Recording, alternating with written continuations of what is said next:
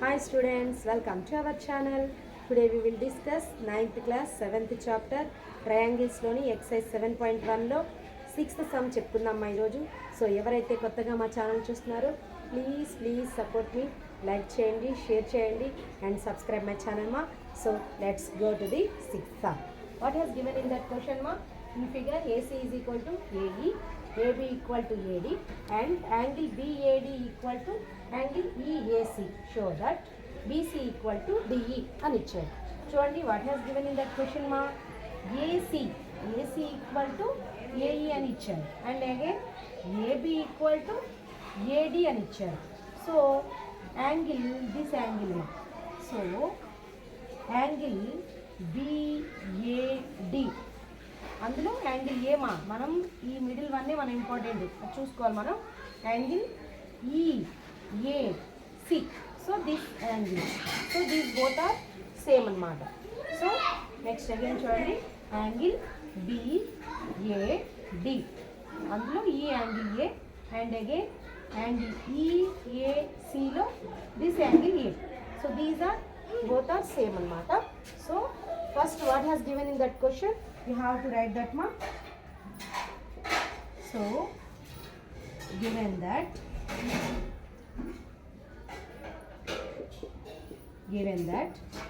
AC equal to AE, AB equal to AD and angle BAD equal to angle EAC. So observe this picture ma. Triangle ABC, triangle ADE. ఇది రెండు మనం చూడండి triangle ABC and triangle ADE.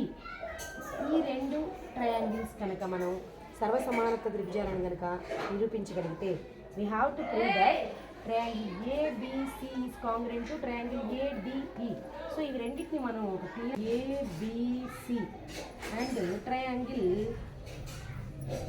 ADE ఈ రెండింటిని మనం observe చేయండి. మీరు ఏమి ఇచ్చారమ్మా? What has given AB equal to AD అని ఇచ్చారు. చూడండి ఈ ఇచ్చినటువంటి రెండు త్రిభుజాల్లోని ఒక భుజం AB ఇక్కడ, ఇంకొక త్రిభుజంలోని భుజం AD.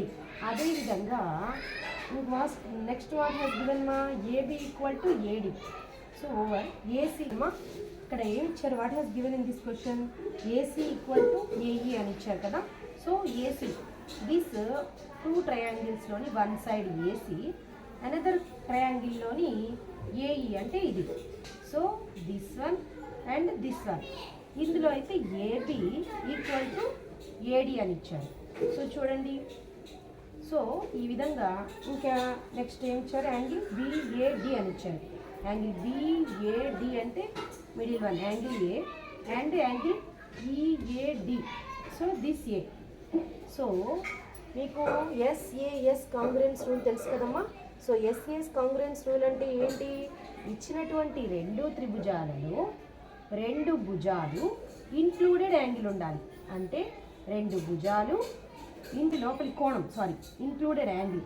అదేవిధంగా రెండవ త్రిభుజంలోని సదృశ్య భుజాలకు కోణానికి సమానంగా ఉండాలి. ఆ విధంగా ఉంటే దాన్ని ఏమంటారమ్మా? SAS కాంగ్రుయెన్స్ రూల్ అంటారు. Two sides included angle. So ఏమేమి ఇచ్చారో ఇంకొకసారి రాసుకుందాం మనం. AC equal to AE, AC equal to AE and AB equal to AD. So this is also given మా. చూడండి AC equal to AE. AC ఎక్కడుందమ్మా? So this one AC, that AE. సో ఇవి రెండు సమానం. అంటే ఇప్పుడు ఇందులో 4 సెంటీమీటర్స్ అనుకోండి, ఇది కూడా 4 సెంటీమీటర్సే ఉంటుంది. Again AB equal to AD. So ఇది ఒక 5 సెంటీమీటర్స్ అనుకోండి, ఇది కూడా 5 సెంటీమీటర్సే ఉంటుంది. So AB equal to AD given. This is also given. So next what has given? Angle BAD equal to angle EAC. So ఇది 1 angle A angle A. So by SAS congruence rule ప్రకారము triangle ABC equal to triangle ADE అవుతుంది కదా. So by SAS congruence rule ప్రకారం these two triangles congruence. Triangle ABC is congruent to triangle ADE because what is the reason ma? By SAS congruence rule. SAS congruence rule ప్రకారము ఇది రెండు. So given two triangles congruence అని తెలుస్తుంది కదమ్మా, you have to prove that BC is equal to DE. So చూడండి, BC is equal to DE అవుతుందా లేదమ్మా? అవుతుంది. How can say you? By CPCT. By CPCT ప్రకారం ఇవి రెండు ఈక్వల్. బై CPCT అంటే ఏంటమ్మా? Corresponding parts of congruence triangles. In congruence triangles corresponding parts are equal. ఇచ్చినటువంటి సర్వసమాన త్రిభుజాలలో అనురూప భుజాలు సమానం.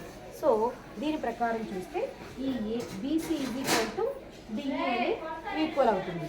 సో వీడియో నచ్చినట్లయితే ప్లీజ్ లైక్ చేయండి, షేర్ చేయండి అండ్ సబ్స్క్రైబ్ మై ఛానల్ మా.